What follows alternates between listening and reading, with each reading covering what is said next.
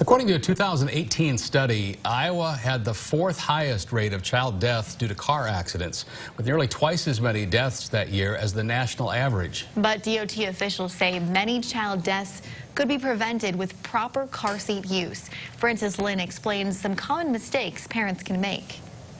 We typically see that about 9 out of 10 car seats are installed incorrectly. Traumatic injuries is the most common cause of death amongst children. Dr. Brian Draper with Mercy and Luke Spain with Cox Health both say traumatic injuries affect children a lot more than adults. Something that we may think was just a fender bender could be very severe to a child or small baby. Especially when we're talking about brain injuries, which will be more common in those that aren't wearing a seatbelt at all.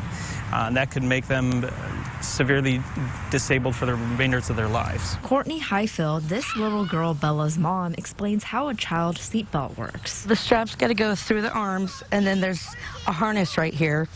And then there's another harness right here that clips into a belt. Not only will incorrect car seat use risk kids' lives. Kids going to a booster seat when they should still be in a regular car seat, or kids coming out of the booster seat when they really should still be using that seat. We've also had times where people put the child in the car seat, buckle them up, but they don't secure it with the seat belt.